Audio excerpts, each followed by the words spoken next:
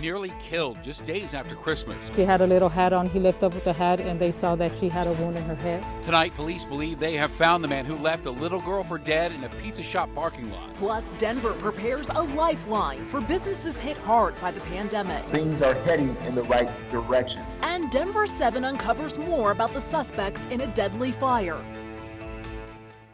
Little Isabella spent her third birthday in an intensive care unit. She is still in critical condition tonight, 1 month to the day after she was shot in the parking lot of the Little Caesars on Federal near Hampton. And tonight, police believe they have found the person who shot her.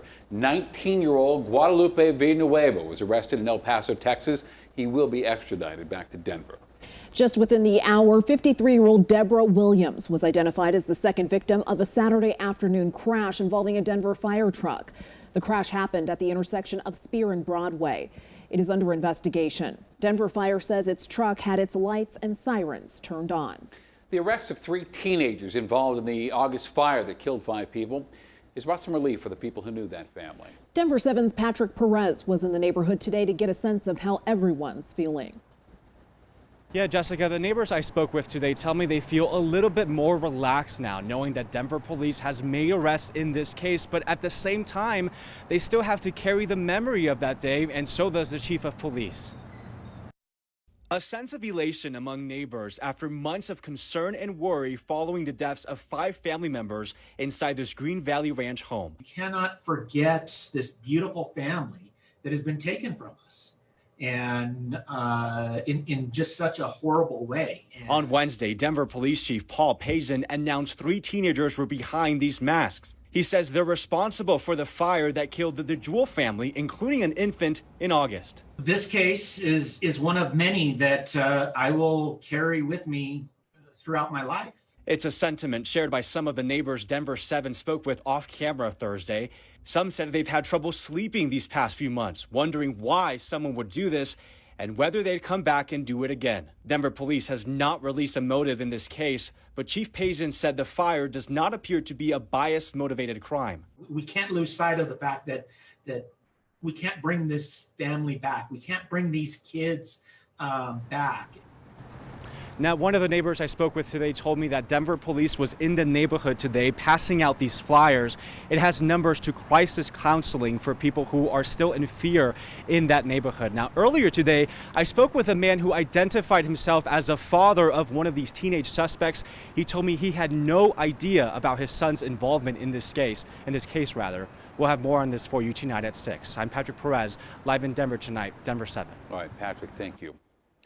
All right, to COVID now, the state's 7-day average positivity rate is back below 5%. The lower the rate, the lower the virus is spreading. The slower, 5% is considered the threshold where it's safe for the state to loosen restrictions. More than 100,000 Coloradans are fully vaccinated as of tonight. That's almost 2% of the state's population. About 27,000 doses were given yesterday.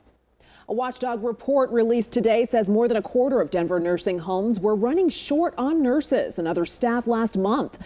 The number was only slightly lower statewide. And the issue impacts about 3,100 Colorado nursing home residents. Many of those nurses have been called into frontline duty.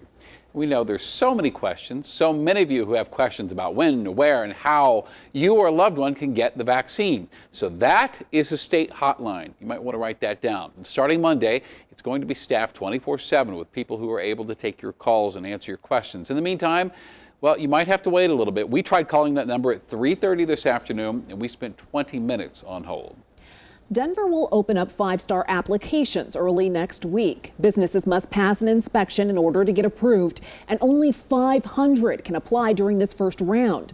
City leaders say they are capping applications so they can make sure they are getting a broad spectrum of businesses instead of things just centered downtown. The city estimates there could be 7,000 businesses eligible for this program. They're working on ways to get all of those businesses approved as quickly as possible. Well, almost 11,000 Coloradans filed unemployment for the first time last week. Now, the number of initial claims is down from last week, but remains historically high. And nationwide, more than 800,000 Americans filed for the first time. And tonight, coronavirus variants have been identified in more than half of the U.S. That includes the South African variant, which was first identified this week in South Carolina. Scientists say once a mutation is detected, it is likely widespread. They're more transmissible, which can lead to increased number of cases and increased stress on our already taxed healthcare system. Experts believe even if the vaccines need to be updated to account for these variants, the process will be quick. And we are seeing overall numbers trend in the right direction nationwide. Both cases and hospitalizations are on the decline. Nancy Pelosi and House Democrats plan to introduce a stimulus bill next week that can get done without Republican help. And today, the White House indicated its support, saying President Biden isn't looking to do a piecemeal deal in the name of bipartisanship. And today, we learned 2020 was the U.S. economy's worst year since the 1940s. The economy shrank 3.5% last year. In the worst part of the Great Recession back in the 2000s, the economy shrank only by 2.5%. We say this often. Colorado is weathering the coronavirus better than most states.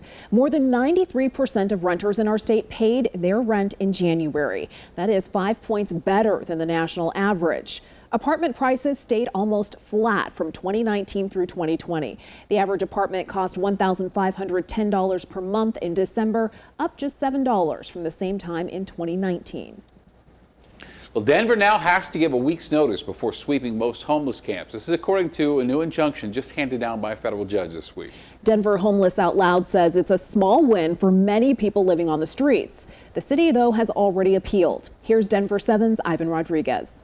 For the last 2 days, this homeless camp near California and Park Avenue has been on edge. I actually thought we were going to get swept today, but that's why I got up early as I did to find out that they didn't even show up. Dozens of tents line the streets here. For now, they can stay. There's a sense of relief when they don't come through, because it means it's less stress on us on the day that we have to do it. Because of a decision by a federal judge, the city now has to provide at least 7 days notice before sweeping most homeless camps. I've been caught up in sweeps before where I didn't even know they were coming and my stuff has been thrown away. The only exception is if the Colorado Department of Health or Denver's Department of Health finds evidence of a public health or safety risk. Still, they're required to provide at least 48 hours notice. We felt like it was appropriate for the judge to raise the level of accountability to the city and say, if this is actually a justifiable public health emergency, then justify it. For Denver Homeless Out Loud, the judge's decision is a baby step toward their end goal. The ultimate goal is to have housing for all of our residents and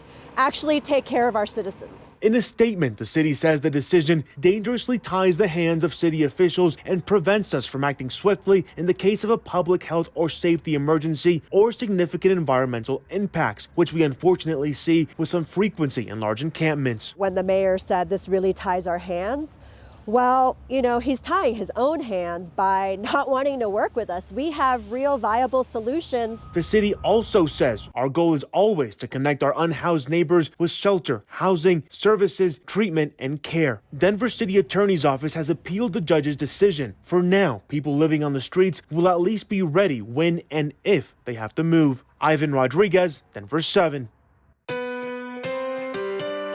It was a little bit warmer today, but wait until you see how high the temperatures get tomorrow. Plus, we're taking you step by step inside the Denver7 process to explain how we create the stories you can trust. You can't make arguments without any support. We can't just settle for one view of anything. And we'll try to make sense out of another roller coaster day on Wall Street.